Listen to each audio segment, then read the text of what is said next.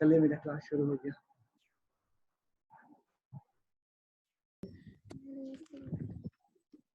Balancing कराएंगे आज, पहले उससे पहले कल वाला टॉपिक सब कंप्लीट कर लिया जाए। कल हम लोग पढ़ रहे थे effects of oxidation reaction in everyday life. तो सबसे पहला जो इफेक्ट जो पढ़ना है हमको वो है कोरोजन। कोरोजन में हम बताए थे कि क्या होता है। Corrosion is gradual destruction of metal by the agents of nature. Agent of nature मतलब हवा, पानी, आग, एसिड, इन सब से मेटल के सरफेस का धीरे धीरे डिस्ट्रॉय हो जाना, ये कहलाता है कोरोजन। तो पहला डेफिनेशन वही लिखा हुआ है यहाँ। When a metal is attacked by substances around it, such as moisture, acid, it is said to corrode, and this process is called corrosion. दूसरा डेफिनेशन है, दोनों में से कोई एक जो है तुम ध्यान में रखना एग्जाम में लिखने के लिए, अपनी भाषा में भी लिख सकते हो, मेन पॉइंट आना चाहिए।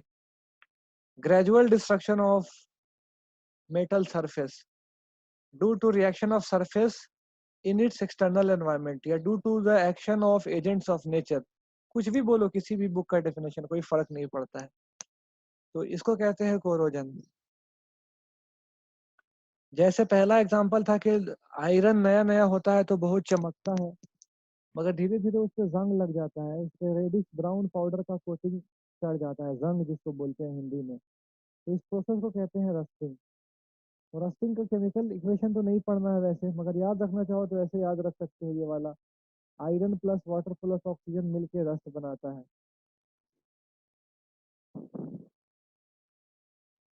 ये सब पे अभी डिस्कशन नहीं करते हैं, छोड़ो आगे बढ़ते हैं। दूसरा एग्जांपल हमने देखा था कोरोजन का, वो था सिल्वर का कोरोजन, कोरोजन ऑफ सिल्वर। तो सिल्वर के कोरोजन में क्या होता था, जो सिल्वर है वो हाइड्रोजन सल्फाइड से रिएक्ट करता है या सल्फर से रिएक्ट करता है। हवा में भी रिएक्ट कर सकता है, जिस थैले में रखा हुआ है उस थैले में भी रिएक्ट कर सकता है, अगर लेदर का थैला है तो ये ब्लैक कोटिंग बनाता है सिल्वर सल्फाइड का, form black coating of silver sulphide. तो ये जो ब्लैक कोटिंग है सिल्वर सल्फाइड का, यही सिल्वर के केस में कोरोजन होने के बाद जो कंपाउंड बनता है वो है जिसका लेयर चढ़ जाता है, जो कि काला कर देता है सिल्वर को। तीसरा एग्जांपल है कि कॉपर के ऊपर में ग्रीन कोटिंग का चढ़ जाना, ग्रीन कोटिंग ऑन कॉपर। इसमें होता क्या है कि एटमॉस्फेयर में copper water carbon dioxide oxygen से रिएक्ट करता है तो कॉपर कार्बोनेट बनाता है जो कि ग्रीन कलर का है, और कॉपर हाइड्रोक्साइड जो कि ब्लैकिश होता है, दोनों मिलकर के ग्रीनिश ब्लैक कलर का लुक देता है। ग्रीन कलर से पूछे किस वजह से है तो कॉपर कार्बोनेट की वजह से है ग्रीन कलर। तो कोरोजन और कोरोजन का 3 एग्जांपल अभी हम पढ़ लिए। कोरोजन को प्रिवेंट कैसे करते हैं ये हम पढ़ेंगे चैप्टर नंबर 2 में, एसिड बेसिस एंड सॉल्ट में पढ़ना है, तो उसको अभी यहाँ स्किप कर रहे हैं। हार्मफुल इफेक्ट ऑफ कोरोजन, अब ये तो पता चल गया कि कोरोजन होता है, इसका इसका लाइफ रियल लाइफ में क्या क्या नुकसान है। तो पहला नुकसान तो ये है कि कार पे अगर जो है कार का कोरोजन होगा तो कार का बॉडी खराब हो जाएगा। ब्रिज ब्रिज पे कोरोजन होगा अगर, हर साल हर पूरी दुनिया के जो गवर्नमेंट है, जो एडमिनिस्ट्रेशन है, उसको अरबों रुपए को बर्बाद करना पड़ता है सिर्फ इसलिए कि ब्रिज में जंग लग जाता है। ब्रिज में जंग लग जाएगा तो जिस चीज में जंग लगेगा वो धीरे धीरे करके वीक होता है, कमजोर होता है धीरे धीरे करके। तो जब वो कमजोर हो जाएगा तो फिर तो जो गाड़ी उस पर चल रही है, चांस है कि ब्रिज टूट जाए और वो सब नीचे गिर जाए। तो उसको बचाने के लिए पेंट करना पड़ता है, गैल्वेनाइज करना पड़ता है, बहुत सा चीज करना पड़ता है। या कहीं कहीं ज्यादा कोरोजन हो जाए तो उस पिलर को या लोहे का जो जो बॉडी पार्ट है उसको रिप्लेस भी करना पड़ता है। तो ये कोरोजन का बहुत बड़ा नुकसान है, फाइनेंशियल लॉस है सब, कार के बॉडी का सड़ जाना, गल जाना, या ब्रिज में जो है कोरोजन हो जाना, या फिर आयरन रेलिंग है कहीं पे, आयरन रेलिंग का जो है में कोरोजन हो जाना, या जहाज में भी कोरोजन होगा। ठीक है, तो ये सब जितना कोरोजन हम अभी देखे हैं ये सब जो है आयरन का कोरोजन है। अच्छा, ये डाउट आ गया सबका, अब डाउट के लिए मैसेज आना शुरू हुआ, रुक जाओ।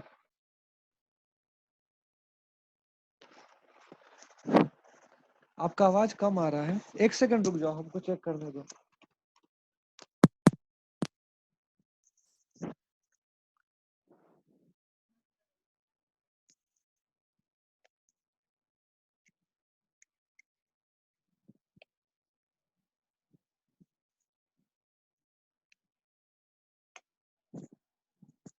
एक सेकंड रुक जाओ। हाँ, अब ठीक हुआ आवाज या अभी भी कम ही है आवाज? सर सही है, ठीक है सर, अब ठीक है सर। अब ठीक है, बिल्कुल कुछ सुनाई नहीं दिया, या रिपीट करने का जरूरत है क्या? नहीं सर, सुनाई दे रहा था धीरे था आवाज। नो सर, ऐसा है, वॉल्यूम कम कुछ था। जा रहा है। अरे क्या आवाज? तुम्हारा माइक होगा अमीर। ये तुम्ही लोग का कारनामा है, तुम लोग का जो है माइक है जिसका आवाज आ रहा है, जिससे तुम्ही लोग को इरिटेशन हो रहा है। मेरा आवाज इको हो रहा है, कोई ईयरफोन नहीं लगाया होगा बच्चा, तो वहां से इको होकर आवाज सुनाई दे रहा था। चलो फिर आगे पढ़ते हैं। हम ये बता रहे थे कि हर साल गवर्नमेंट को बहुत ज्यादा नुकसान उठाना पड़ता है इस वजह से। Every year enormous amount of money is spent to replace damaged iron, या उसको डैमेज से बचाने के लिए भी पैसा खर्च करना पड़ता है, पेंट करना पड़ेगा, को गैल्वेनाइज करना पड़ेगा, वो जो भी प्रोसेस कर सकते हैं वो करना पड़ेगा हमको डैमेज से बचाने के लिए। फिर अगला टॉपिक है वो है रेंसिडिटी। अब एक एग्जांपल तो हम ऑक्सीडेशन का पढ़ लिए, वो था कोरोजन। दूसरा और लास्ट एग्जांपल पढ़ना है वो है रेंसिडिटी। कोरोजन पहला है और सेकंड है रेंसिडिटी। रेंसिडिटी बोलते हैं खाने का खराब हो जाना, खाने के तेल के खराब हो जाने की वजह से। मतलब खाने में जो फैट एंड ऑयल है, खाना जाहिर सी बात है कुछ भी पका होगा तो उसमें फैट एंड ऑयल यूज हुआ ही होगा। तो जो खाने का तेल खराब हो गया उस वजह से जो खाना खराब हुआ, उसको कहते हैं, उस प्रोसेस को कहते हैं रेंसिडिटी। और खाने को बोलते हैं कि खाना रेंसिड हो गया। खाना एक कारण से और खराब होता है, माइक्रो ऑर्गेनिज्म के एक्शन की वजह से। क्योंकि क्लास 8 में आप पढ़े होंगे माइक्रो ऑर्गेनिज्म फ्रेंड और फो चैप्टर के अंदर, तो उसकी बात नहीं कर रहे हैं, माइक्रो ऑर्गेनिज्म वाले की बात नहीं कर रहे हैं। अभी हम पढ़ रहे हैं कि जो खाने में फैट है और ऑयल है, ये कार्बन का कंपाउंड है।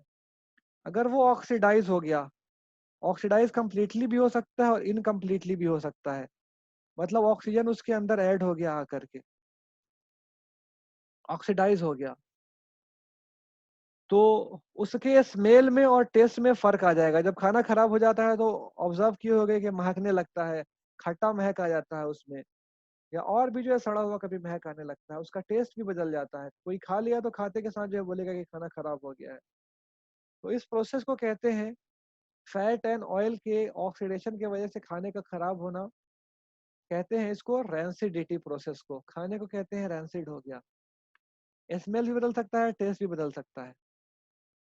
फिर ऐसा खाना खाना सेफ नहीं होगा। तो रेंसिडिटी से बचाने के लिए खाने को क्या किया जाता है?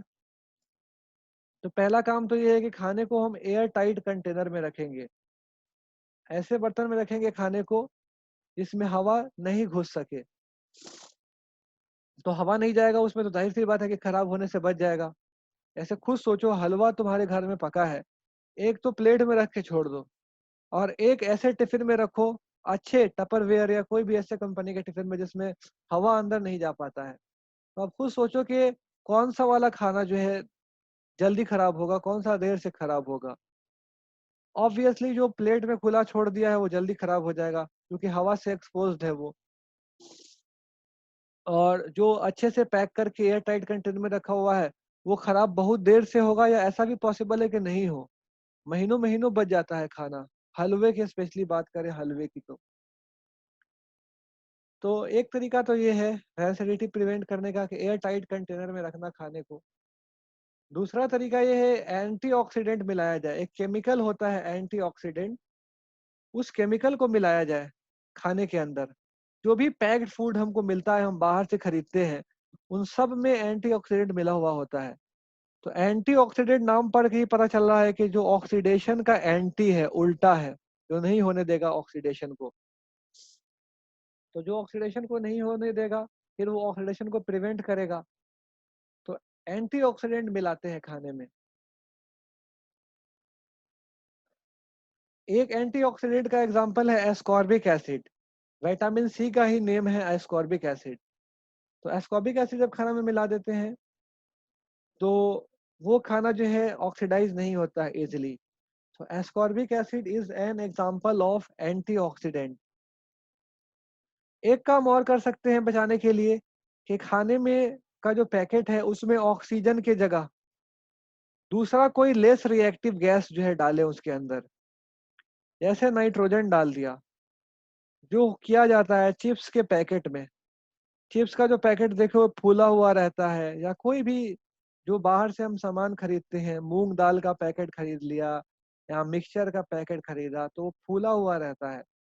तो फूला हुआ जो है वो किस वजह से है? तो इस वजह से है क्योंकि उसमें नाइट्रोजन डाल के पैक किया गया है। नाइट्रोजन क्यों डाला गया है भाई? क्योंकि नाइट्रोजन लेस रिएक्टिव गैस है, तो वो ऑयल के साथ उतना तेजी के साथ नहीं रिएक्ट करेगा जितना तेजी के साथ ऑक्सीजन रिएक्ट करता है। मतलब दोनों के बीच कोई कंपैरिजन ही नहीं है, नाइट्रोजन इतना स्लो रिएक्ट करेगा। तो इस वजह से जो फूड पैकेट है उसके अंदर जो खाना है वो खाना खराब होने से बच जाएगा। एग्जाम्पल दिया हुआ है ये, चिप्स को बचाते हैं। ऐसे तो लगता है कभी कभी कि हम लोग नाइट्रोजन ही खरीदते हैं चिप्स में, पैसा दे के 10 रुपया 15 रुपया 20 रुपया दे के नाइट्रोजन खरीदते हैं, उसके साथ हम लोग को थोड़ा सा चिप्स मिल जाता है।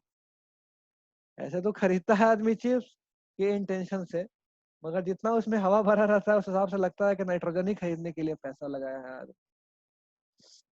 अब इसमें नोट करके कुछ और पॉइंट लिखा हुआ है कि प्रिजर्वेटिव भी खाने को में ऐड किया जाता है। तो प्रिजर्वेटिव के बारे में लिखा हुआ है कि ये माइक्रो ऑर्गेनिज्म से बचाने के लिए ऐड किया जाता है। और ये जो एंटीऑक्सीडेंट है ये ऑयल के ऑक्सीडेशन को रोकने के लिए ऐड किया जाता है। तो कुछ प्रिजर्वेटिव का एग्जांपल है सोडियम बेंजोएट, एक एग्जांपल है प्रिजर्वेटिव का, और सोडियम मेटाबाइसल्फाइड। ये नाम नहीं भी याद रखो तो कोई बात नहीं है, ये नहीं है क्लास 10 में, ये मैंने एक्स्ट्रा इन्फॉर्मेशन एक डाल दिया है यहाँ पर। याद कर लो तो बहुत अच्छा है, 2 प्रिजर्वेटिव का नाम याद हो जाएगा। फिर हम ये भी पढ़े हैं क्लास 8 में कि सॉल्ट और ऑयल के द्वारा भी जो है खाने को माइक्रो ऑर्गेनिज्म से बचाया जाता है। जैसे अचार में तेल डाल दिया जाता है तो तेल के एक्शन के तेल होने की वजह से जो है माइक्रो ऑर्गेनिज्म का एक्शन स्लो हो जाता है, तो अचार खराब होने से बच जाता है। या नमक डालते हैं, नमक से भी बहुत सी चीजों को प्रिजर्व किया जाता है। फिर एंटीऑक्सीडेंट का कुछ 2 एग्जांपल दिया हुआ है। एंटीऑक्सीडेंट का एग्जांपल है BHA और BST। शॉर्ट फॉर्म ही याद रखो नाम अभी।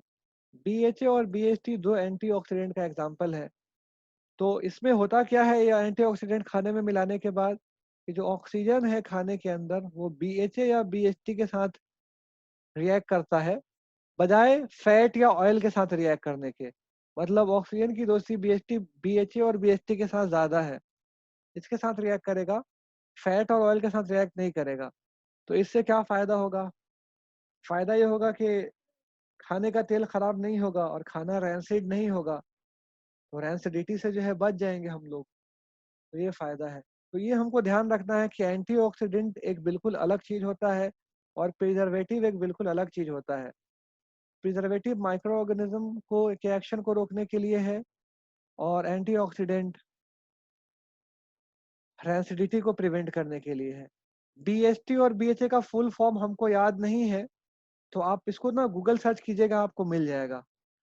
ठीक है, अभी फिलहाल हमको याद नहीं है, इसलिए भी याद नहीं है क्योंकि ये नाम असल में दोनों आपके बुक में नहीं लिखा हुआ है NCERT में। मगर जस्ट फॉर सेफ्टी हम इस नाम को ले लिए हैं कि कोई कहीं पूछ दे आपसे वाइवा में, प्रैक्टिकल वाले एग्जाम के दिन। वाइवा वाले तो कुछ भी पूछ देते हैं। सर्च करो और आंसर लिखो, तुम खुद से बताओ, या चलो हम ही सर्च कर लेते हैं। चलो हम सर्च करके बता ही देते हैं, क्यों छोड़ दिया जाए इसको। BHA and BST full form. BHA है ब्यूटाइलेटेड हाइड्रो एनिसोल। इसको हम यहाँ पेस्ट कर रहे हैं, एक सेकेंड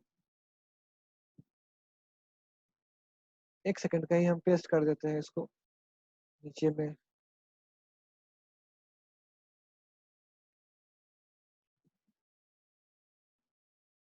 ये है, इसको बड़ा कर दिया जाए ताकि तुमको पढ़ने में आसानी हो जाए। 20 फॉन्ट साइज। हाँ देखो, ये BHA और BST का फुल फॉर्म है। एयरटेल वालों को बड़ी दिक्कत है, एयरटेल वाले बार बार आ रहे हैं क्लासरूम में और उनका डिस्कनेक्ट हो जा रहा है। BHA है ब्यूटाइलेटेड हाइड्रोक्सी एनिसोल, और BST है ब्यूटाइलेटेड हाइड्रोक्सी टोलीन। अब ये सब कंपाउंड तुमको नहीं पढ़ना है, इसीलिए मैंने छोड़ दिया था इसको यहाँ पे। ये तुम बोलोगे इसका फॉर्मूला क्या होगा, स्ट्रक्चर क्या होगा, तो ये नहीं पढ़ना है, ये सब छोड़ दो इसको। अब हम अनम्यूट करते हैं, तुम लोग को बहुत बेचैनी हो गई, इतना देर चुप रह गए सब। हाँ गाइस, सही आंसर लिखे हैं आप। किसी को कुछ पूछना है तो पूछ लीजिए। No sir.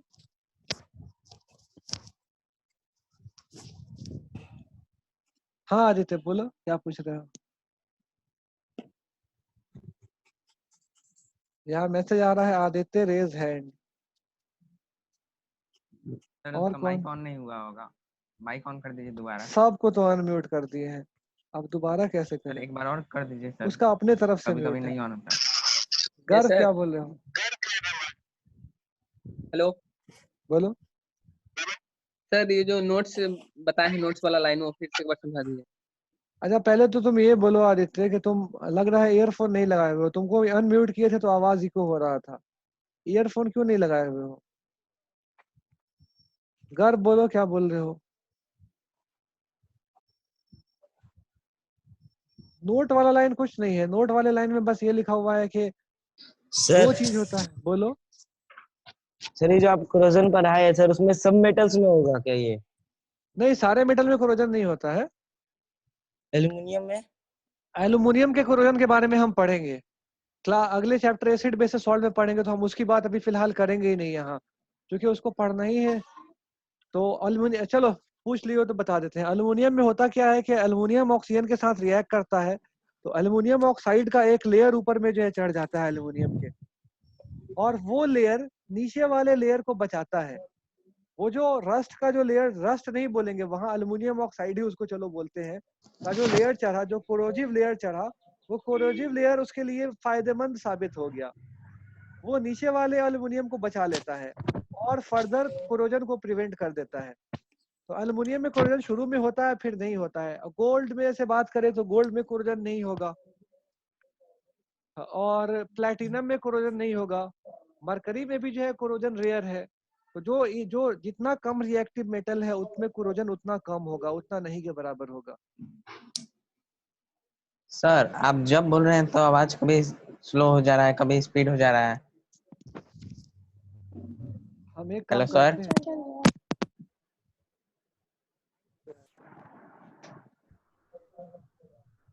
आवाज साफ आ रहा है? यस सर, अभी आ रहा है। तो चलो ठीक है। तो ईयरफोन लगा लिए थे, उसको हटा दिए हैं। सर फिर स्लो हो गया। आमिर हसन कह रहे हैं अनम्यूट कीजिएगा, तुम खुद को अनम्यूट करो आमिर, हम सबको अनम्यूट कर चुके हैं।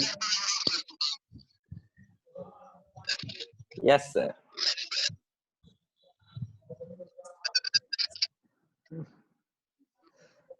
तुम लोग को अब हम म्यूट कर दिए, तुम लोग का आवाज जो है बहुत, ईयरफोन लगाते नहीं हो तुम लोग, बात सुनते नहीं हो मेरा।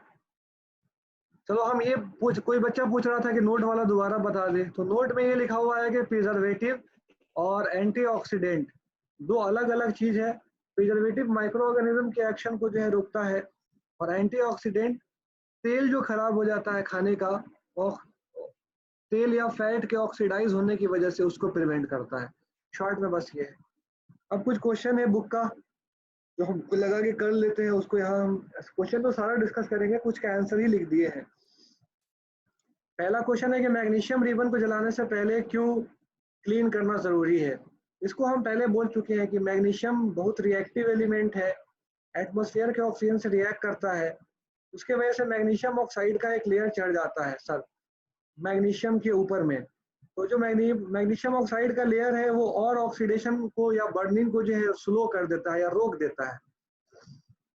तो इसीलिए मैग्नीशियम रिबन को जो है साफ करते हैं जलाने से पहले, ताकि जो इम्प्योरिटी का जो कोटिंग है जो मैग्नीशियम ऑक्साइड का, या दूसरा कोई भी इम्प्योरिटी हो, धूल उसके ऊपर बैठ गया हो, कुछ भी हो, वो साफ हो जाए और साफ होने के बाद प्योर मैग्नीशियम हमको मिल जाए। प्योर मैग्नीशियम ज़्यादा तेजी के साथ जो है बर्न करेगा ऑक्सीडाइज। तो ये है इसका आंसर। पहला पॉइंट, मैग्नीशियम रिएक्टिव है, ऑक्सीजन के साथ रिएक्ट करता है, मैग्नीशियम ऑक्साइड का लेयर बनता है, थर्ड पॉइंट हो गया। चौथा पॉइंट, ये जो लेयर है फर्दर ऑक्सीडेशन को या बर्निंग को रोकता है। फिफ्थ पॉइंट, इसलिए हम साफ करते हैं ताकि जो इम्प्योरिटी है या जो ऑक्साइड है वो साफ हो जाए और ऑक्सीडेशन फास्ट हो।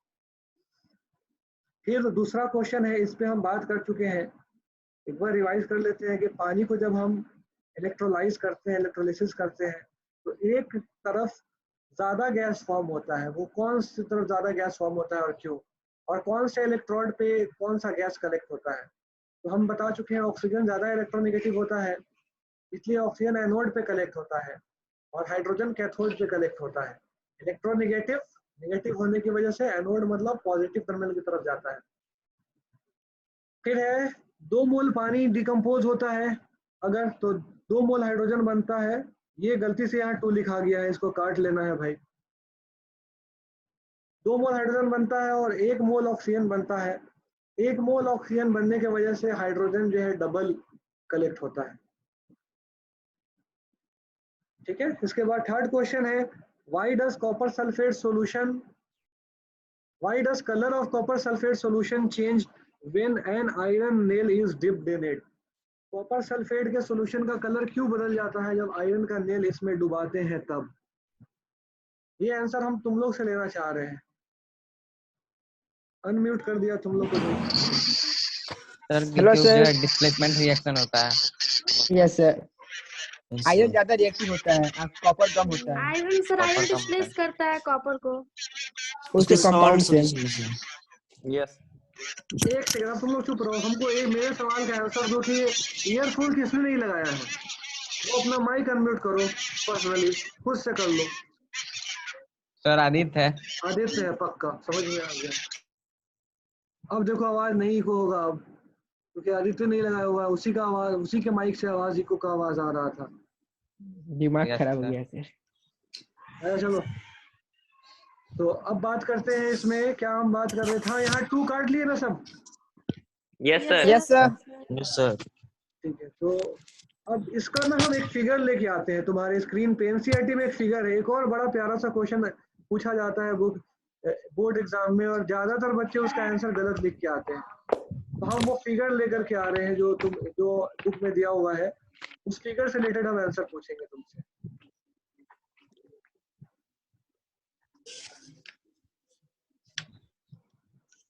कलर चेंज वाला यही क्वेश्चन, सेम क्वेश्चन, इसमें थोड़ा सा जो है क्वेश्चन में और ऐड कर लेते हैं।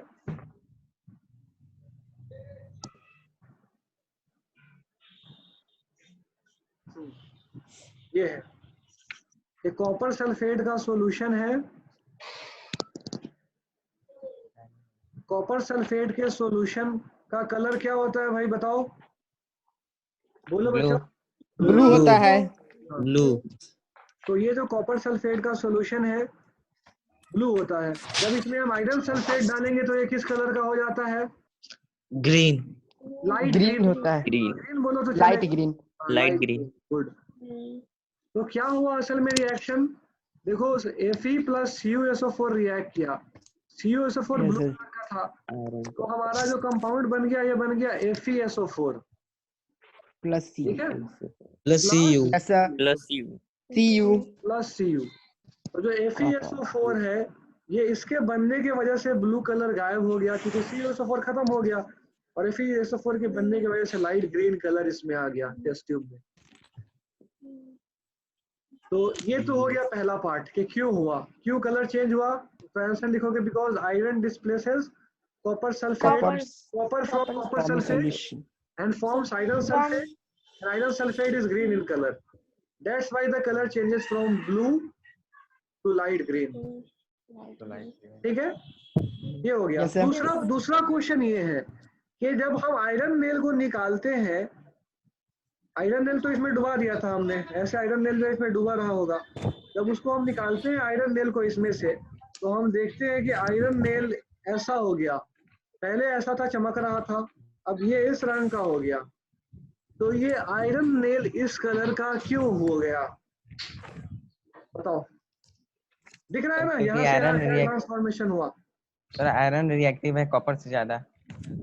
नहीं तो आयरन नेल इस कलर का क्यों हुआ, रस्टिंग हो गया, आयरन का कोरोजन हुआ, क्या हुआ, बस मुझे क्या सर लग रहा है, क्या डिस्प्लेस कर दिया है सर, कॉपर सल्फेट से कॉपर को डिस्प्लेस करके आयरन खुद आ गया कॉपर सल्फेट के साथ। वो तो ठीक है, आयरन चला गया, मगर उस जाने की वजह से आयरन मान के यहाँ से गल के उसमें चला भी जाता तो आयरन का रंग तो नहीं बदलना चाहिए था, रस्टिंग, आयरन का रंग क्यों प्रिवेंट बदला। Rusting, prevent rusting. हाँ, तो ये ज्यादातर बच्चे बोलते हैं कि रस्टिंग की वजह से ये हुआ है, तो यही आंसर गलत है, ये आंसर गलत है। रस्टिंग की वजह से क्यों, रस्टिंग क्यों नहीं हुआ है उसमें आप पहले इसकी बात कर ले हम। देखो रस्टिंग तो तब होता है जब आयरन जो है वाटर और ऑक्सीजन के साथ रिएक्ट करता है, या मॉइस्चर और ऑक्सीजन के साथ रिएक्ट करता, तो अगर वो रिएक्ट करता तो रस्टिंग होता।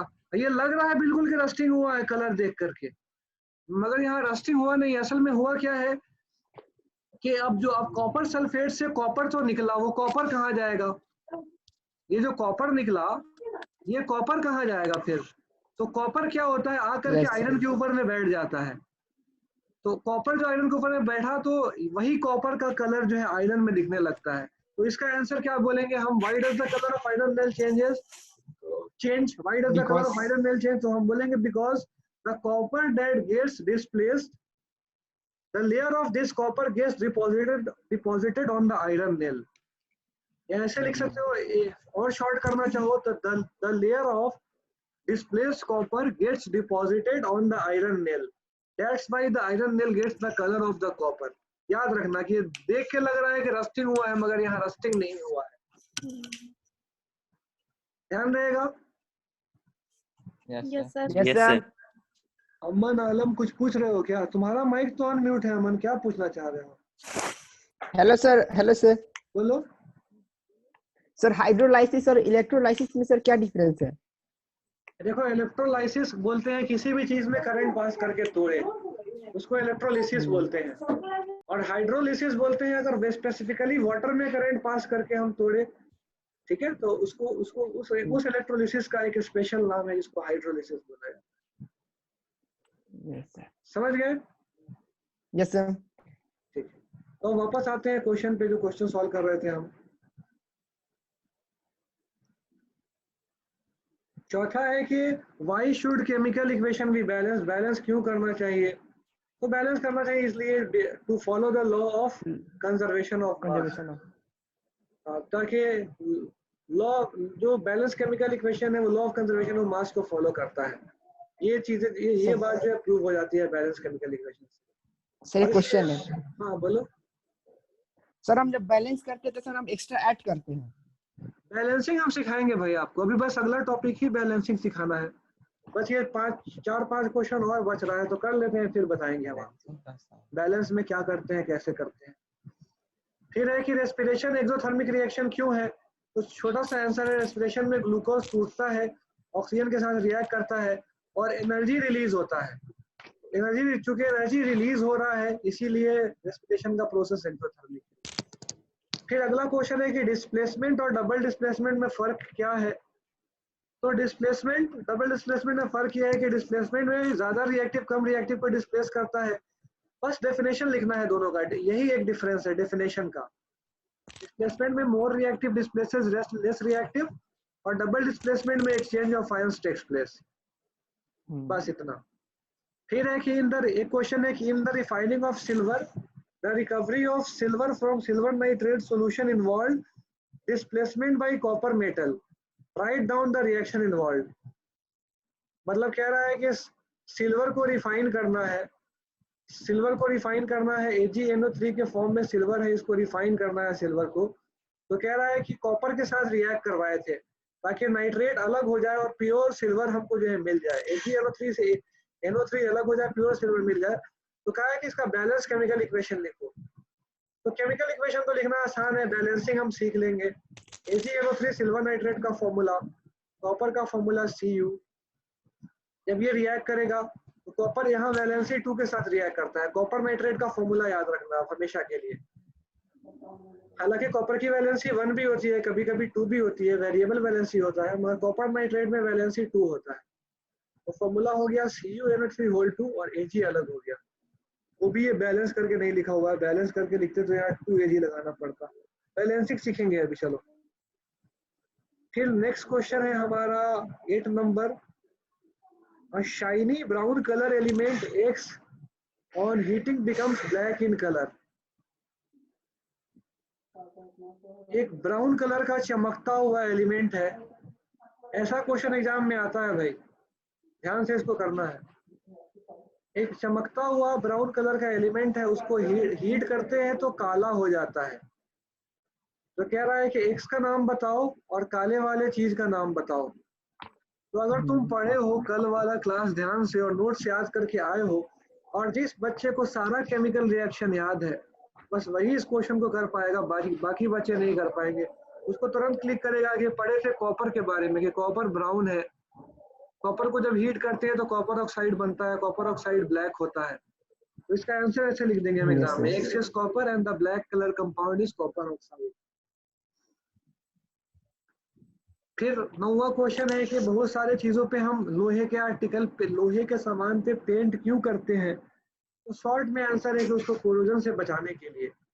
तो इसको और डिटेल में समझना चाहो तो ऐसा समझो कि सपोज ये लोहे का नेल है, आयरन नेल है, तो लोहे के कोरोजन के लिए 2 चीजों का जरूरत है, मॉइस्चर H2O और ऑक्सीजन, दोनों का जरूरत है। ऑक्सीजन और दोनों में से एक भी नहीं रहेगा तो ऑक्सीडेशन जो रस्टिंग है वो नहीं होगा।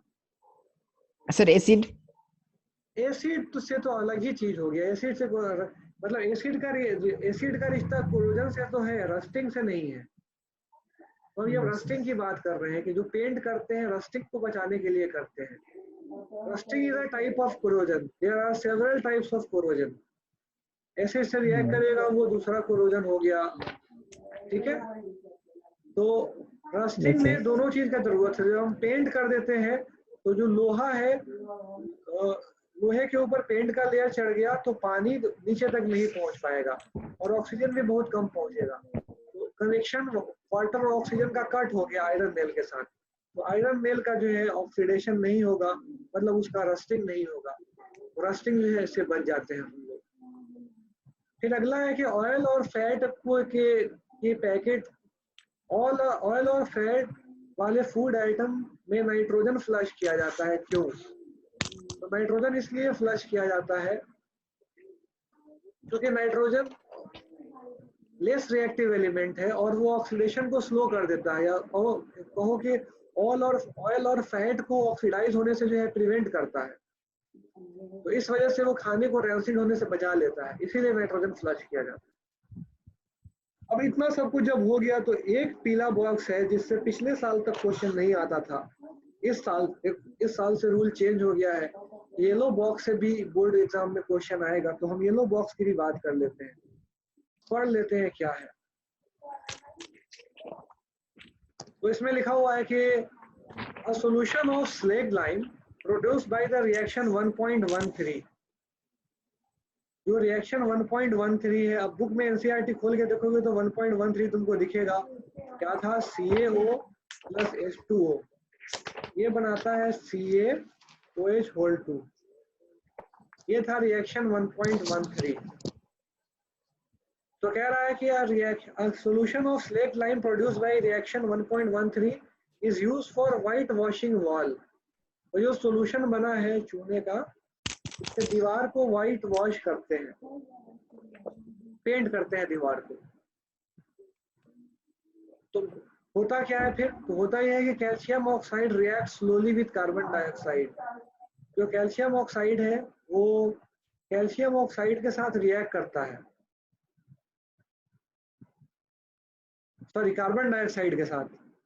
जैसे कैल्शियम हाइड्रोक्साइड बन गया ना, अब हवा में तो कार्बन डाइऑक्साइड है, ये कैल्शियम हाइड्रोक्साइड उस कार्बन डाइऑक्साइड के साथ रिएक्ट करता है to form a thin layer of calcium carbonate on the wall, ताकि दीवार पे क्या बन जाए, कैल्शियम कार्बोनेट का एक पतला सा लेयर बन जाए। कैल्शियम कार्बोनेट के बारे में कह रहा है फॉर्म्ड आफ्टर 2 to 3 days। इस लेयर को बनने में टाइम लगता है, 2 दिन से 3 दिन लग जाता है, व्हाइट वॉशिंग के बाद, रंग पुशारा करने के बाद। 3 दिन के बाद दीवार में चमक आ जाता है, शाइनी फिनिश आ जाता है। फिर कह रहा है it is interesting to note that the chemical formula for marble is also calcium carbonate. अब ये जो चूने से जो बना ये भी कैल्शियम कार्बोनेट है और मार्बल भी कैल्शियम कार्बोनेट है। और चौक के बारे में भी हम बताए थे कि chalk is also impure form of calcium carbonate. तो इसमें हमको क्वेश्चन क्या पूछेगा, क्वेश्चन ये पूछेगा कि कैल्शियम हाइड्रोक्साइड से व्हाइट वॉशिंग जो हम करते हैं तो शाइनी फिनिश क्यों आता है दीवार पे। तो हम आंसर लिखेंगे कैल्शियम हाइड्रोक्साइड एटमॉस्फेयर में कैल्शियम कार्बन डाइऑक्साइड के साथ रिएक्ट करता है और कैल्शियम कार्बोनेट बना देता है। इस कैल्शियम कार्बोनेट की वजह से शाइनी लेयर प्रोड्यूस होता है और इस लेयर को प्रोड्यूस होने में 2 से 3 दिन लग जाता है। तो ये हो गया आपका ये चैप्टर मेरी तरफ से खत्म। अब इसका क्वेश्चन बच रहा है तो क्वेश्चन हम करेंगे अगली क्लास में। बैलेंसिंग अब हम सीखेंगे। तो यहाँ तक कोई डाउट है तो हम अनम्यूट कर दे रहे हैं, आप लोग पूछ लीजिएगा। नहीं दिखाएगा। No, sir. Calcium no sir. Sir बोलो। सर कैल्शियम कार्बोनेट को ही लाइम स्टोन कहते हैं ना? कैल्शियम कार्बोनेट ही लाइम स्टोन है, यही मार्बल है, यही चौक का भी फॉर्मूला है। लाइम स्टोन भी बोलते हैं इसको। Very good. तो लाइम स्टोन का फॉर्मूला भी यही, मार्बल का फॉर्मूला भी यही, कैल्शियम कार्बोनेट भी यही, चौक भी यही। चौक चौक में एक चीज बस एक्स्ट्रा बोल देना, ये इम्प्योर फॉर्म है वो। इम्प्योर। हाँ, उसमें कैल्शियम ऑक्साइड भी होता है और कैल्शियम कार्बोनेट भी होता है, मिला हुआ होता है। तो अब हम चले अगले टॉपिक की तरफ, balancing chemical yes equation. Sir. Yes sir. तो सबसे पहले एक बार हम रिवाइज कर लेते हैं कि बैलेंस होता क्या है, अनबैलेंस होता क्या है। तो बैलेंस और अनबैलेंस चेक करने के लिए हम नंबर ऑफ एटम को काउंट करते हैं। जैसे हम पहला एग्जांपल अपना लिख रहे हैं यहाँ Al plus O2 gives Al2O3 क्या फॉर्म हुआ, Al2 एल्युमिनियम ऑक्साइड। O3।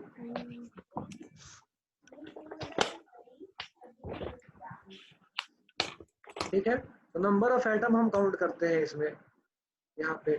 तो अल्युमिनियम का एटम कितना है भाई? 1। यहाँ पे हम ना ऐसे जहाँ जहाँ प्लस दिखेगा वहां वहां हम ऐसे लगा टेबल बना लेते हैं। चलो, तो अल्युमिनियम 1 है। तो कैसे पता चला? यहाँ पर यहाँ पे जो कोफिशिएंट लिखा होता है नंबर, उसको यहाँ नीचे जो लिखा होता है उससे मल्टीप्लाई करते हैं। तो इस वाले कोफिशिएंट का हम नाम बताए थे आपको, दोबारा लिख देते हैं। प्रोनाउंस आपको करना है। स्टोइकियोमेट्रिक कोफिशिएंट, स्टोइकियोमेट्रिक कोफिशिएंट बोलते हैं, जो पहले लगा हुआ होता है। ठीक है, तो यहाँ पे कुछ नहीं लिखा हुआ है मतलब 1 लिखा हुआ है, और यहाँ पे कुछ नहीं लिखा हुआ है मतलब यहाँ पर भी 1 लिखा हुआ है। अमन आलम, तुम क्यों भाग रहे हो, मेरे बोर्ड को गंदा कर रहे हो, तुम्हारी चोरी पकड़ी गई। ये रेड कलर का जो मार्क लगा हुआ है स्क्रीन पे, ये अमन आलम द्वारा लगाया गया है। अच्छा, दोनों का मल्टीप्लाई किया तो 1 आ गया। ऑक्सीजन चेक किया, ऑक्सीजन कितना है? 2। तो ऑक्सीजन 2 है। यहाँ पे कुछ नंबर नहीं लिखा हुआ है अगर, तो इसका मतलब यहाँ पे 1 लिखा हुआ है। इस 1 को इस 2 से मल्टीप्लाई किया, आ गया 2। एल्युमिनियम ऑक्साइड में देखते हैं, यहाँ पे कुछ नहीं लिखा हुआ है मतलब 1 है। इस 1 को यहाँ मल्टीप्लाई किया एल्युमिनियम से, तो ये आ गया, एल्युमिनियम आ गया 2। ठीक है, और ऑक्सीजन कितना है? तो 3 है। तो अगर एल्युमिनियम जितना इस साइड में है उतना ही इस साइड में होता, और ऑक्सीजन भी लेफ्ट हैंड साइड और राइट हैंड साइड में बराबर बराबर होता, तो हम कह सकते थे कि ये बैलेंस है। जब बराबर नहीं है number of atom left hand side और राइट हैंड साइड में, तो हम कहते हैं कि ये केमिकल रिएक्शन अनबैलेंस्ड है। अनबैलेंस्ड। तो पहले तो हम पता कर लिए कि बैलेंस और अनबैलेंस किसको कहते हैं। जब नंबर ऑफ एटम सारे एलिमेंट का लेफ्ट हैंड साइड और राइट हैंड साइड में बराबर हो तो हम कहेंगे बैलेंस है, नहीं बराबर हो तो हम कहेंगे ये क्या है, अनबैलेंस्ड है। ठीक है, एक मिनट रुको, तो कौन क्वेश्चन पूछ रहा है? डाउट तुम लोग का बहुत रहता है।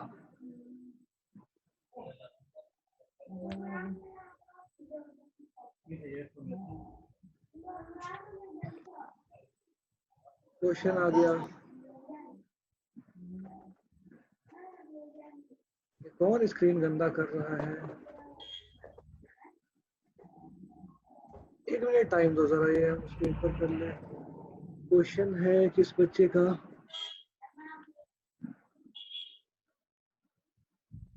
ऐसा कह रहा है अमन के चेक कर रहे हैं। हाँ ठीक है, चेक कर लो। एक्सपेरिमेंट ही तो करने के लिए जो है अभी हम क्लास ले रहे हैं। तुम लोग जो जब चेक नहीं करना हो जो चीज को ना, उसको आपस में सब आपस में जो है वीडियो कॉन्फ्रेंस करना और आपस में जो है चेक कर लेना करके, ठीक है। तो अब हम सीखते हैं कि बैलेंस कैसे करेंगे, इसको साफ करते हैं हम। तो पहले हम कुछ रूल लिखवा रहे हैं, वो रूल लिखो। हम टाइप करते हैं स्क्रीन पे, तुम लोग कॉपी करना। पहले हम बोल के समझा देते हैं क्या क्या हम बोलने वाले हैं आगे। अरे भाई ये तुम लोग गंदा कर दिए स्क्रीन को, इरेज करना तो इसको।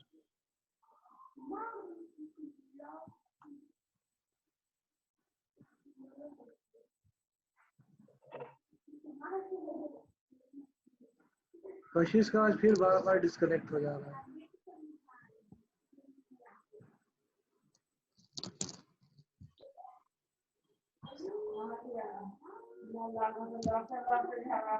हाँ चलो बात करते हैं, बैलेंस करने की जो है बात करते हैं। तो हम पहले एक एग्जांपल लिखते हैं, इसी एग्जांपल के द्वारा हम समझेंगे और फिर हम तुमको जो है रूल लिखाएंगे। अभी ये तुम लोग कॉपी मत करना, अभी इसको कॉपी मत करना।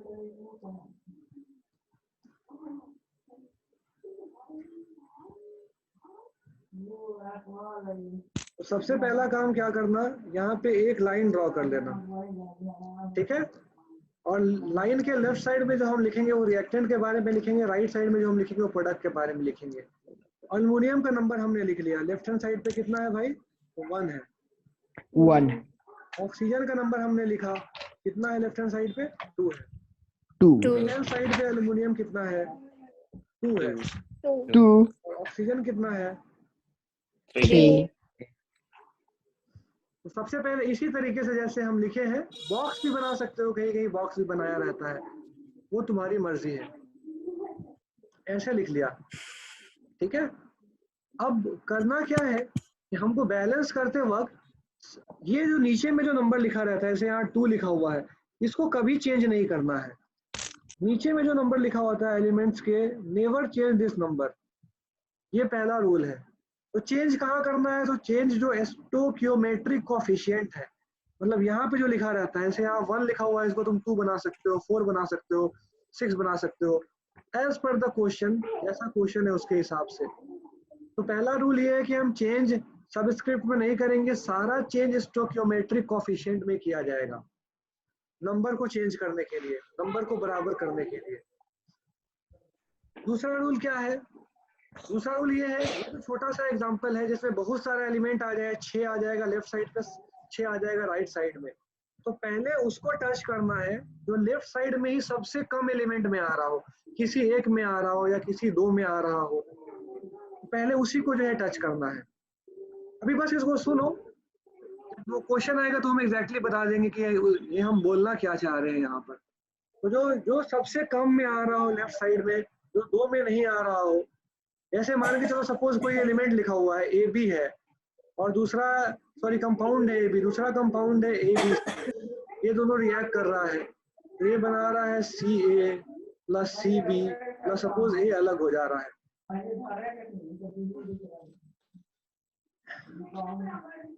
ई को हटा लिया यहाँ से। तो हमको शुरू करना है, एक सेकेंड, ऐसे लिखेंगे तो समझ में नहीं आएगा। यहाँ ए लिख लेते हैं और यहाँ हम लिख लेते हैं सपोज B2C, ठीक है। तो हमको शुरू, और इससे भी हम ए मिटा ले रहे हैं यहाँ से। तो अब हमको इसमें शुरू करना है। तो इसमें देखो बी, देखो 1 में आ रहा है, इसमें भी आ रहा है, 2 में आ रहा है, प्रोडक्ट साइड में 1 में आ रहा है। मगर ए को देखा जाए अगर, तो ये जो है रिएक्टेंट साइड में भी बस एक ही एलिमेंट, एक ही कंपाउंड में है इसमें, और प्रोडक्ट में भी एक ही में है। तो ज्यादा आसानी से तुम्हारा क्वेश्चन सॉल्व हो जाएगा जब तुम ए को पहले जो है चेंज करोगे, ए को बराबर करने की कोशिश करोगे तब। अभी भी ये बात नहीं समझ में आई तो कोई बात नहीं, हम जब क्वेश्चन लेंगे तो क्वेश्चन के द्वारा तुमको अच्छे से हम समझाएंगे इस बात को। तो जो बोले हैं बस उसको ध्यान रखो कि ऐसे एलिमेंट को पहले टच करना है जो रिएक्टेंट साइड और प्रोडक्ट साइड में कम से कम जगह आ रहा हो।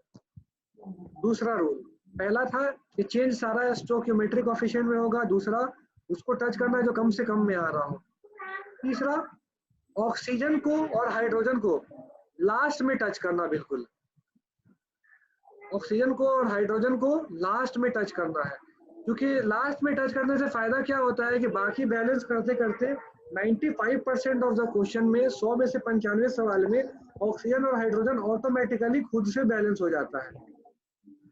तो इसीलिए ऑक्सीजन हाइड्रोजन को छोड़ देना है, जब जरूरत पड़े तभी उसको जो है टच करना है। तीसरा रूल, तीसरा कोई रूल नहीं है, हम जितना बोल रहे हैं कोई रूल नहीं है, मतलब हम बस आसानी हो सॉल्व करने के लिए, इसके लिए तुमको हम कुछ हार्ड एंड फास्ट जो है तरीका बता रहे हैं। पहला वाला बस रूल था कि चेंज सारा स्टोइकियोमेट्रिक कोएफिशिएंट में होगा, सब इसके कोई चेंज नहीं होगा। बाकी सारा क्वेश्चन आसानी से सॉल्व करने के लिए कुछ मोटी मोटी हम बातें बता रहे हैं। चौथा पॉइंट क्या ध्यान रखना है हमको कि जैसे इस वाले का में देखो, ये 6 के ए में देखो, 6 के ए में ये कैल्शियम हाइड्रोक्साइड जो है, इसमें ऑक्सीजन को हम अलग भी ट्रीट कर सकते हैं, हाइड्रोजन को अलग ट्रीट कर सकते हैं, मगर इसको ऐसे भी सॉल्व किया जा सकता है। जैसे जो कोई रेडिकल होता है, रेडिकल पढ़े हो गए, जैसे OH माइनस रेडिकल होता है, बाई कार्बोनेट CO3 माइनस होता है, कार्बोनेट CO3 2 माइनस होता है, क्लास 9 में पढ़े हो गए कि ये सब जो है रेडिकल कहलाता है। अमोनियम रेडिकल NH4 प्लस होता है ना, पढ़े हो ये सब? Yes sir. हाँ, तो जो रेडिकल होता है, रेडिकल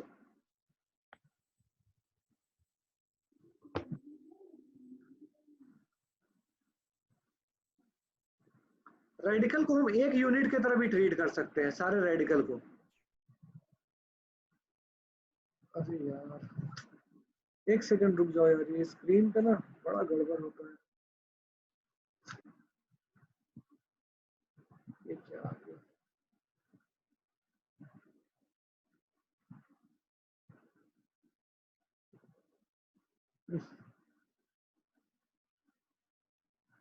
दो मिनट का टाइम दो। हाँ, तो हम ये बता रहे थे कि रेडिकल जो है हाइड्रोक्साइड हुआ या अमोनियम हुआ NH4 प्लस या बाई कार्बोनेट हुआ CO3 2 माइनस, ये सब को हम एक यूनिट की तरह भी जो है ट्रीट कर सकते हैं सॉल्व करते वक्त। उसका मतलब क्या हुआ, क्वेश्चन सॉल्व करेंगे तो समझ में आएगा। अभी तो बस इतना जो है याद करो। तो कुछ रूल हम लिखा रहे हैं, उन रूल को कॉपी करिए। कोई नए स्टूडेंट जुड़े हैं, आप अपना ना बाबू माइक को सॉरी अपना कैमरा ऑफ कर लीजिए, क्योंकि हम ही ऑफ कर दे रहे हैं। या अमन आपके फ्रेंड है क्या, ये आपके क्लासमेट है क्या जिनका कैमरा ऑन है?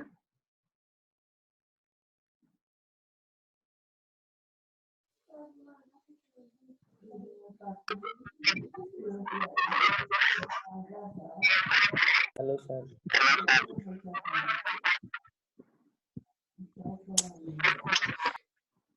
प्लीज माइक लगाओ। आदित्य आदित्य आदित्य सर समझ नहीं रहा है। आदित्य समझा करो यार। हाँ चलो ठीक है, ये हो कान गया। खराब हो जाएगा। वो असल में उसी बच्चे का कैमरा ऑन था, उसी वजह से मेरे स्क्रीन पे ना आधे पे जो है फोटो आने लगा था उस बच्चे का, वही हम करेक्ट करने की कोशिश कर रहे थे। चलो वो हो गया ठीक, उसका कैमरा हम खुद से ऑफ कर दिए हैं। अमन आलम आप क्या कीजिएगा, आपके जो फ्रेंड है आप उनको पर्सनली ले लीजिएगा जूम पे अपने आईडी पासवर्ड के साथ, और समझा दीजिएगा कैसे कैसे सेटअप करते हैं क्लास करने के लिए। चलो वापस आ रहे हैं हम इसमें। तो हम इसको बैलेंस करते हैं। हम बैलेंस पहला क्वेश्चन करके दिखा देते हैं, तब हम रूल दिखाएंगे आपको।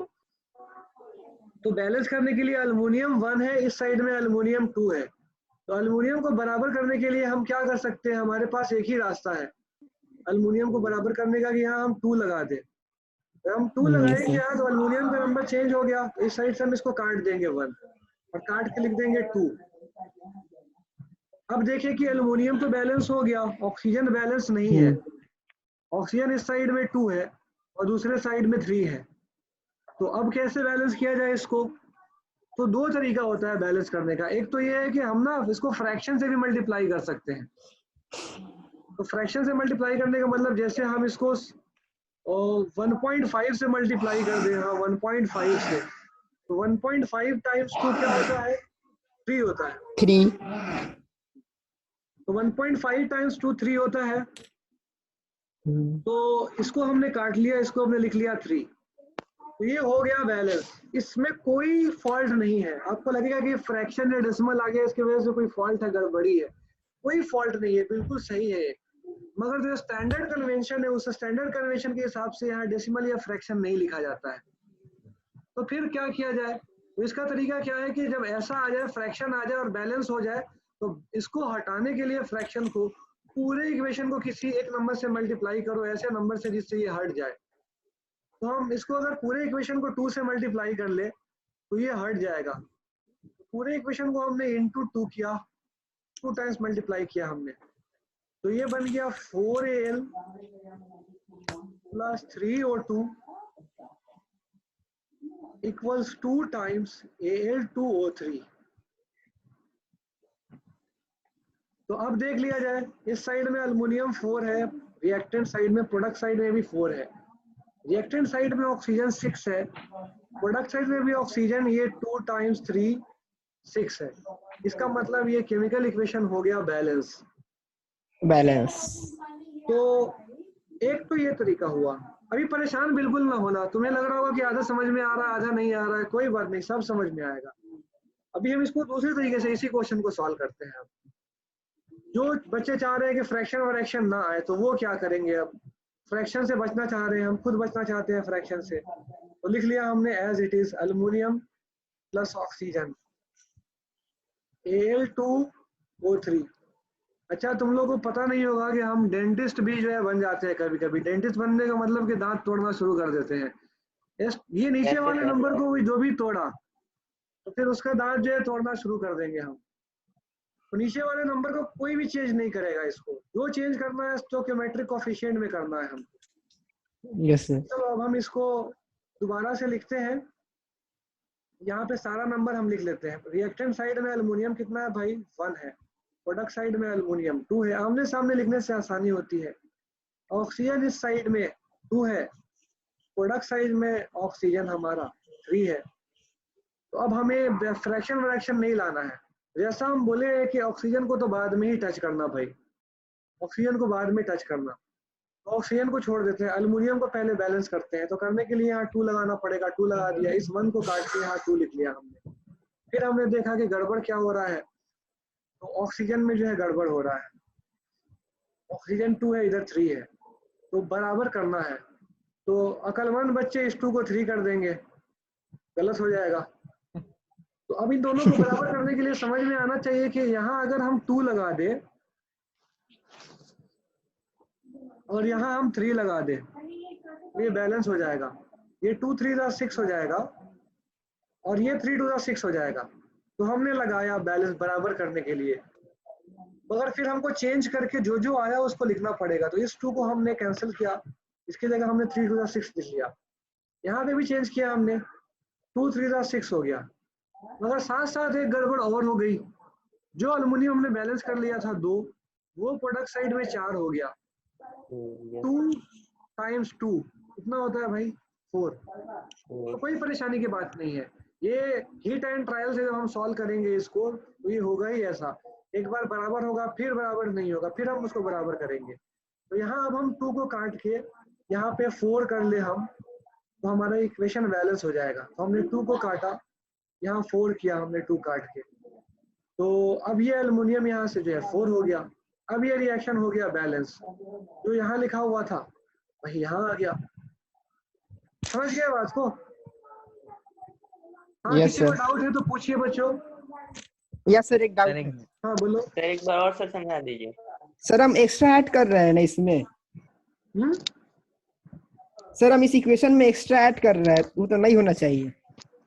कहाँ एक्स्ट्रा ऐड कर रहे हैं? सर हम बैलेंस कर रहे हैं उसमें। ये फोर जो चेंज जो 2 को चेंज करके 4 कर दे रहे हैं और 1 को 3 कर दे रहे हैं, इसकी बात कर रहे हो? Yes sir. हाँ, तो ये एक्स्ट्रा हम ऐड, तो सही बात है तुम्हारी, हम बढ़ा रहे हैं उसको। तो बढ़ा क्यों रहे हैं? बढ़ा इसलिए रहे हैं क्योंकि ये पहले से खराब है, मतलब पहले से इसका नंबर बराबर नहीं है, तो उसको हम बराबर कर ले, अच्छा हो जाए। पूरे से अच्छा करने के लिए हम इसमें जो चेंज कर रहे हैं वो कर रहे हैं, अच्छे को खराब करने के लिए नहीं कर रहे हैं, ताकि लॉ ऑफ कंजर्वेशन ऑफ मास की फॉलो करने लगे।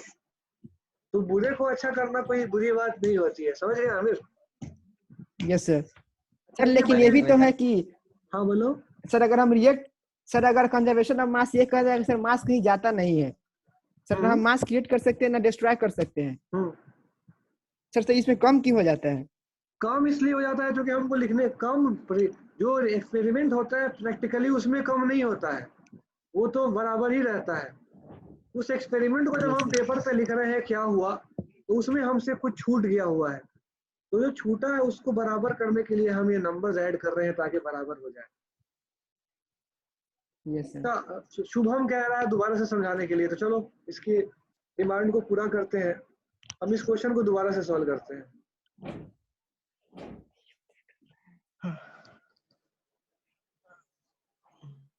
शुभम आपसे हम पूछेंगे, आप बोलिएगा। Yes sir.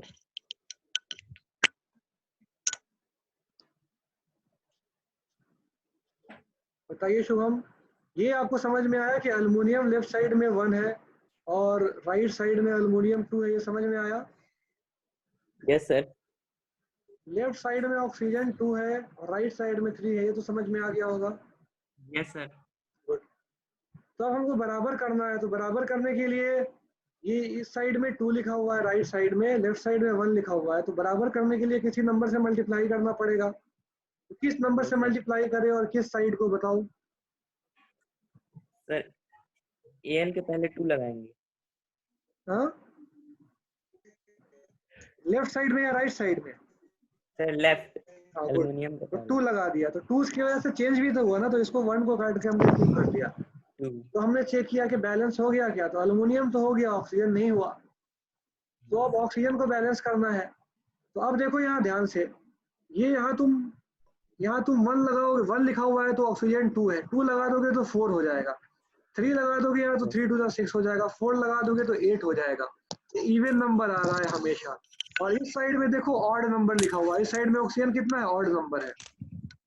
तो इससे हमको ये समझ में आना चाहिए कि सिर्फ इस साइड में चेंज करके काम नहीं चलेगा, इस साइड में तो इवन हम कर लेंगे, इवन इवन ही रह जाएगा, इस साइड में तो छोड़ देंगे अगर ऐसे ही तो ऑड हो जाएगा।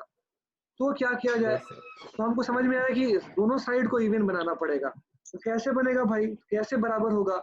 ये 2 है 3 है, कैसे बराबर होगा? तो दोनों साइड का हम एलसीएम ले लिए बराबर करने के लिए, एलसीएम भी ले सकते हैं हम। तो हमने देखा एलसीएम 6 आ गया, तो हमको समझ में आ गया कि इधर भी 6 कर लेना है, इधर भी 6 कर लेना है। तो इधर 6 करने के लिए हमने क्या किया, 3 से मल्टीप्लाई किया, और इधर 6 करने के लिए 2 से मल्टीप्लाई किया हमने। तो कुछ चेंजेस हो गए, उन चेंजेस को नोट किया हमने।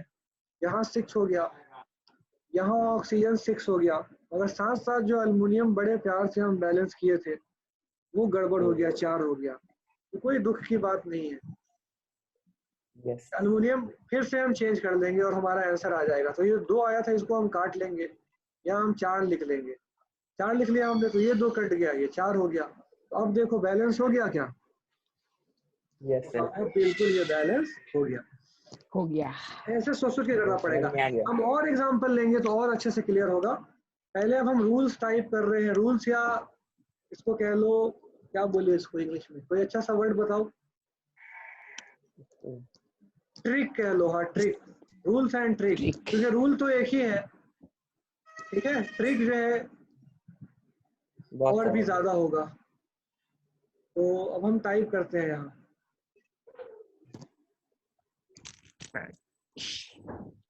फॉन्ट साइज कर लिया जाए 20, मेरा फेवरेट फॉन्ट है पैसिफिको, कलर एक प्यारा सा लगा लिया जाए इसमें। हाँ लिखो रूल्स एंड, स्क्रीन पे टाइप होता दिख रहा है? Yes sir. Yes sir. तो तुम लोग अपने नोटबुक में लिखो,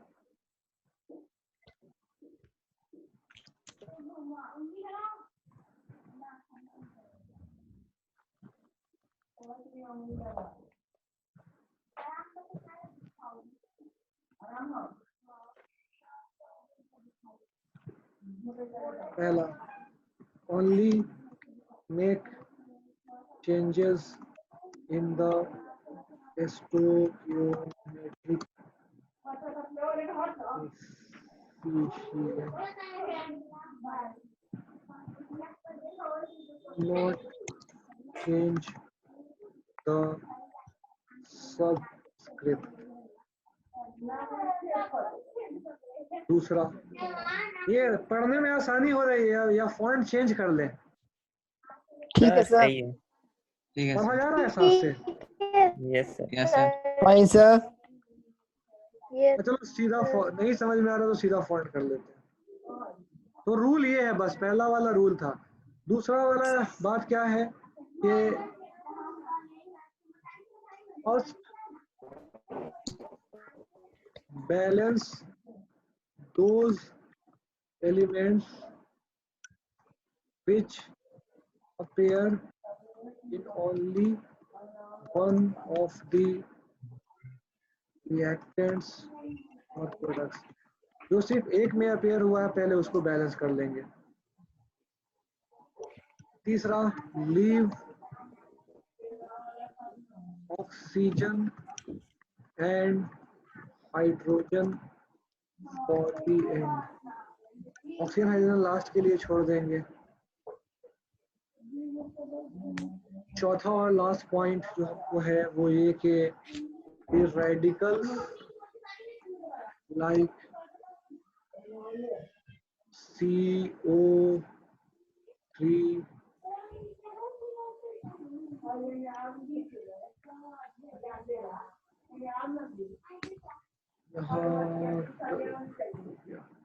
आमिर माइक ऑफ करो। The radicals like carbonates, nitrates, etc. can be treated as one unit too. इसको एक यूनिट की तरह भी ट्रीट कर सकते हैं। इसका भी मीनिंग हम समझाएंगे, ये हम क्या कहना चाह रहे हैं। तो ये 4 पॉइंट को ध्यान में रखना है और इसको ध्यान में रख के ये एग्जांपल जो आपके स्क्रीन पे दिख रहा है इसको कॉपी कर लीजिए। जैसे जैसे काट काट के हम किए हैं वैसे वैसे काट काट के आप लोग भी कीजिएगा। 2 लिखिएगा, फिर उसको यहाँ पे जो 2 दिख रहा है इसको लिखिएगा, फिर उस 2 को काट के 4 कीजिएगा, ऐसे लिखिएगा।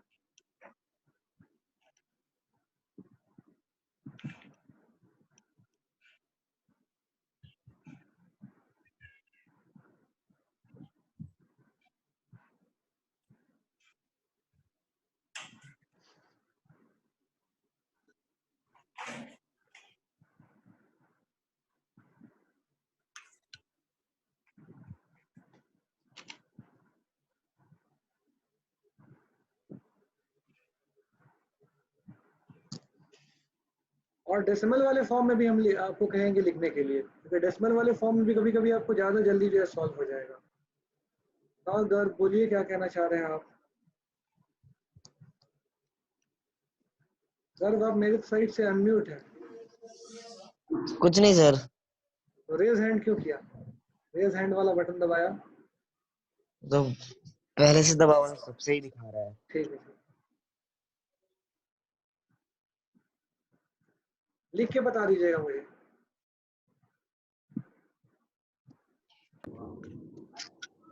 हो गया सर। हो गया सर। कोड नंबर से समझाइएगा जरा। यस सर हो गया। 4 नंबर हम समझाएंगे। क्वेश्चन के अभी लिख लो, हम जब क्वेश्चन कराएंगे तो समझाएंगे।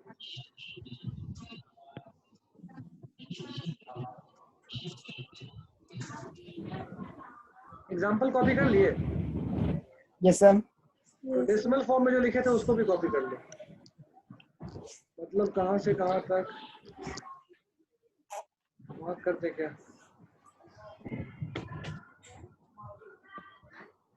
ये पूरा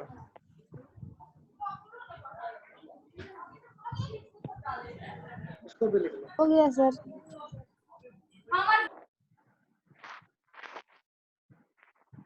ठीक ठीक है, लिख लेने दो, फिर हम दूसरा क्वेश्चन जो है बनाएंगे।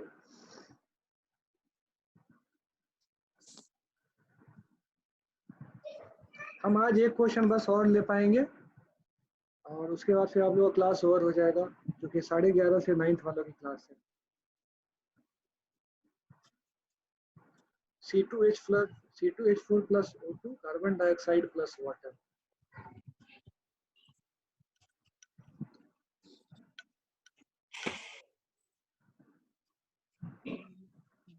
C2H4 प्लस O2, प्लस के बाद ना जगह छोड़ना थोड़ा, क्योंकि यहाँ एक नंबर डालना पड़ेगा। कार्बन डाइऑक्साइड यहाँ पर भी जगह छोड़िएगा नंबर डालने के लिए, प्लस वाटर। अब हमने अपना लाइन ड्रॉ कर लिया रिएक्टेंट प्रोडक्ट को अलग करने के लिए। रिएक्टेंट साइड में कार्बन लिख लिया 2 है, प्रोडक्ट साइड में कार्बन 1 है। रिएक्टेंट साइड में हाइड्रोजन 4 है, प्रोडक्ट साइड में हाइड्रोजन 2 है। रिएक्टेंट साइड में ऑक्सीजन 2 है, प्रोडक्ट साइड में ऑक्सीजन 2 यहाँ पर, और ये 1 यहाँ का हाइड्रोजन, यहाँ पे 3 है। 2 हाइड्रोजन, 2 का ऑक्सीजन कार्बन डाइऑक्साइड में है और 1 ऑक्सीजन वाटर में है। तो ये लिख लिया हमने। तो हमने देखा कि बैलेंस नहीं है, अनबैलेंस है। तो हाइड्रोजन ऑक्सीजन को तो बाद में टच करेंगे, पहले कार्बन को करते हैं बैलेंस। तो कार्बन को बैलेंस करने के लिए यहाँ हमको 2 लगाना पड़ेगा। तो 2 लगाया हमने, तो यहाँ पे नंबर को चेंज कर लिया। और भी कुछ चेंज हुआ, बोलो क्या चेंज हुआ होगा? तो C2 के पहले फिर 2 लग जाएगा। C से पहले तो 2 लग गया यहाँ, तो कार्बन की जगह हमने 2 लिख दिया। इनमें से और सर, किसी left side, oxygen sir, oxygen में भी चेंज होगा। हाँ, लेफ्ट ऑक्सीजन साइड में भी चेंज होगा, राइट साइड में। लेफ्ट साइड में बाद में करेंगे, पहले इस 2 लगाने की वजह से हम बात कर रहे हैं। तो ओके सर। लगाने की वजह से ऑक्सीजन लेफ्ट साइड में चेंज हो गया। जो 3 था, 2 जोड़ 1 3, अब 5 हो गया। ये 2 × 2 4 यहाँ से कार्बन डाइऑक्साइड से और 1 ऑक्सीजन से, तो ये 5 हो गया। ठीक है, अब आते हैं दूसरे पे। तो कार्बन तो बैलेंस हो गया, तो अब ऑक्सीजन और हाइड्रोजन में हमको बैलेंस करना है। तो अब ध्यान से देखो, तो ऑक्सीजन ना 2 में आ जा रहा है यहाँ पे, 1 में इधर, 1 में कार्बन डाइऑक्साइड में भी, 1 और 1 वाटर में भी, 2 में आ जा रहा है। मगर हाइड्रोजन को ध्यान से देखो तो लेफ्ट साइड में भी 1 में है और राइट साइड में भी बस 1 में ही आ रहा है, वाटर में है या नहीं? Yes sir. यस तो सर। वही हम यहाँ पर लिखे थे, सेकंड नंबर पॉइंट में हम वही लिखे थे कि ज्यादा अच्छा होगा, ज्यादा आसानी से क्वेश्चन बनेगा कि पहले उसको बैलेंस करो जो सिर्फ 1 में अपेयर हो रहा है। तो हाइड्रोजन 1 में अपेयर हो रहा है, तो हाइड्रोजन को हम बैलेंस करते हैं पहले। ठीक है, ये जो सेकंड पॉइंट हमने लिखा था यही लिखा था। तो हाइड्रोजन बैलेंस करने के लिए हम क्या करेंगे भाई, तो 2 यहाँ लगा लेंगे, है ना? Yes sir. तो ये हाइड्रोजन 4 हो गया और ऑक्सीजन इस साइड में चेंज हो गया। 2 × 2 4 यहाँ से कार्बन डाइऑक्साइड से और 2 × 1 2 वाटर से, तो ये चेंज होके हो गया 6। तो अब सब बैलेंस है, एक ऑक्सीजन बच रहा है। तो आप ऑक्सीजन को देखो ध्यान से, 3 बड़े लगा आसानी से देंगे। हो जाएगा। बिल्कुल, वेरी गुड, 3 लगा देंगे, बस ये हो गया बैलेंस। Yes sir. यही इसका आंसर हो गया। तो फाइनल आंसर हम लिखेंगे नीचे, C2H4 plus 3O2 2CO2 plus 2H2, ये फाइनल आंसर है। इसको जरूर लिख देना एग्जाम में अलग से, ये सब करने के बाद। तो कॉपी कर लीजिए इसको बच्चों।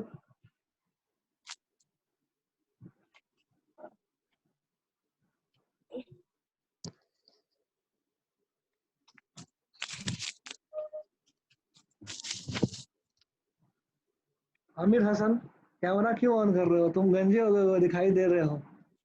बंद कर लो चुपचाप से। सर हो गया। ठीक है,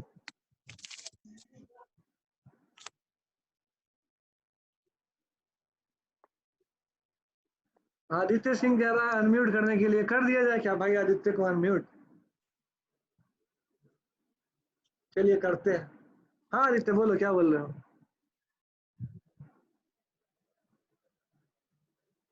आदित्य अनम्यूट कर दिए तुमको अपने साइड से हम। नहीं हो गया सर। ईयरफोन लगाए हो? Yes sir. मार सर, टूट गया है सर वो आधा। क्या टूट गया आज है? फिर खरीद, वही एक तार टूट गया है, नया कट गया लगाओ। मतलब। हाँ, आज लगाएंगे। ये जो नए बालक आए हैं 6A3 वाले, ये एनोटेट कर रहे हैं स्क्रीन पे। सर तो ये लेफ्ट हैंड साइड में सर जो O2 लिखे वहाँ 6 क्यों नहीं लिख सके? एक सेकंड रुक जाओ, पहले सबको म्यूट कर दे। हाँ, यहाँ पे कह रहे हो कि 3 की जगह 6 लिखने के लिए कह रहे हो, तो वो 6 लिखने के लिए इस 2 को हटाना पड़ता, तब 6 लिखते, और उसको हटाए बिना यहाँ 6 लिख दोगे तो 6 दूनी 12 हो जाएगा। अच्छा, यहाँ पे कह रहे हो, हाँ यहाँ पे तो करेंगे ही, ये 6 हो गया है तो चेंज करके यहाँ 6 लिखेंगे ही फाइनली। वो छूट गया था खुशी की वजह से, ज्यादा खुशी हो गई थी हमको कि बैलेंस हो गया। ये 6 यहाँ लिखेंगे भाई काट के, तभी तो पता चलेगा कि बैलेंस हो चुका है। एक क्वेश्चन और कर ले। Yes sir. कल हम पूरा टाइम बैलेंसिंग ही करेंगे कल, और आप लोग से करवाएंगे। ऐसे आप लोग का एक काम ये भी है कि घर से प्रैक्टिस करके आइएगा, घर से क्वेश्चंस को प्रैक्टिस करके आइएगा।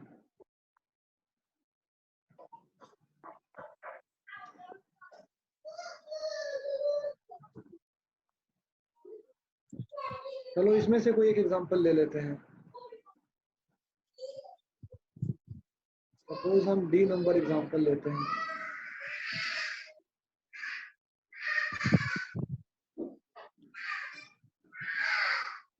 इसको नीचे शिफ्ट कर लें।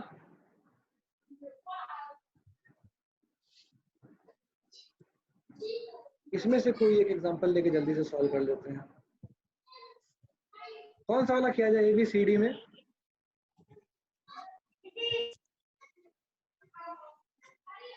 बोलो, तुम्हें लोग बताओ कौन सा वाला किया जाए? Sir D. दूसरा वाला या चौथा वाला? As usual sir. चलो तो B लेके कर लेते हैं, सेकंड वाला। NaOH plus H2SO4।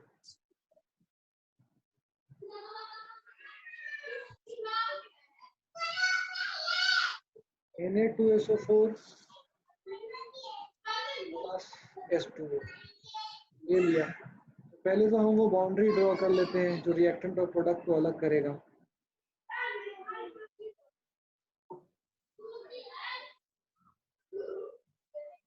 अब यहाँ लिखते हैं सोडियम कितने बार आया है? कितना है सोडियम लेफ्ट साइड में, बोलो। 1। ऑक्सीजन कितना है? 1। ना, ध्यान से देखो, और यहाँ 5 सर। 5। 5 है। 4 तो सल्फ्यूरिक एसिड में है और 1 NaOH में है, 5 है। हाइड्रोजन बताओ कितना है? Sir 3। Hydrogen, car camera off करो।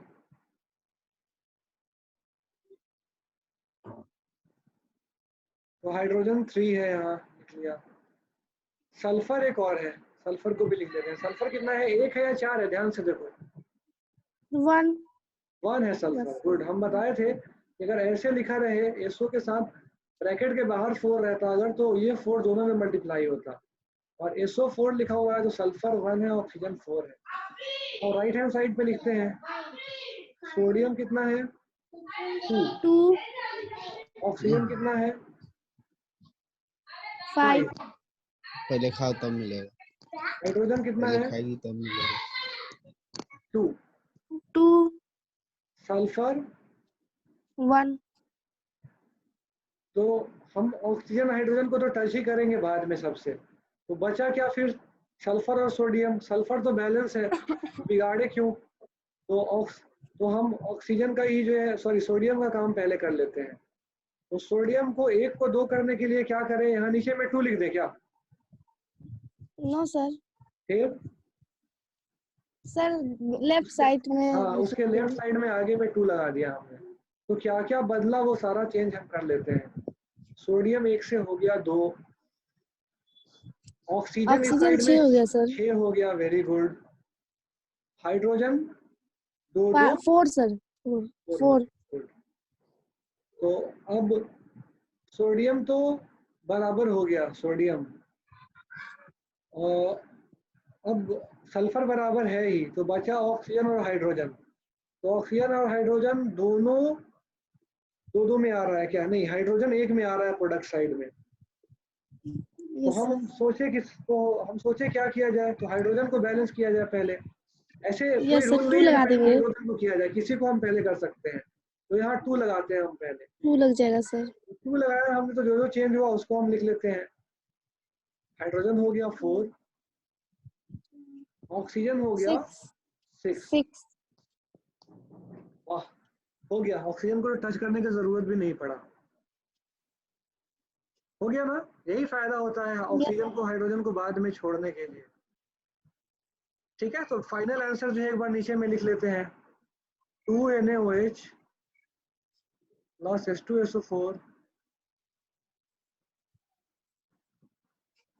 Na2SO4 प्लस 2H2O, ये फाइनल आंसर हो गया। तो लिख लो बच्चों इसको, कॉपी कर लो। ऐसे ही तुम लोग ना घर पे भी बनाना, घर पे भी अब क्वेश्चंस को सॉल्व करने की कोशिश करना। एनसीईआरटी के पीछे में बहुत सारा क्वेश्चन दिया हुआ है, इसमें वो बैलेंस करने के लिए कह रहा है।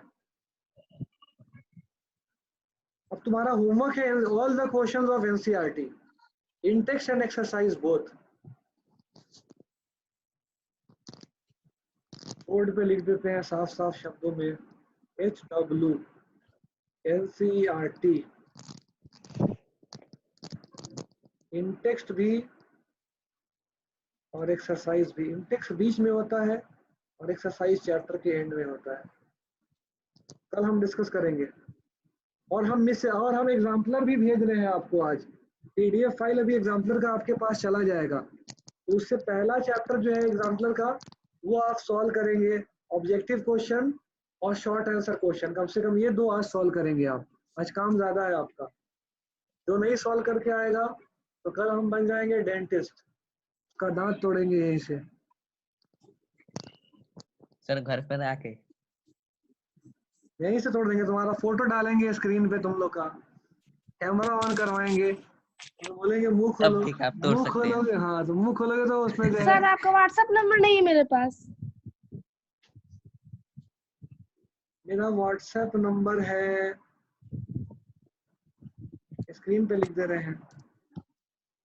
Okay sir.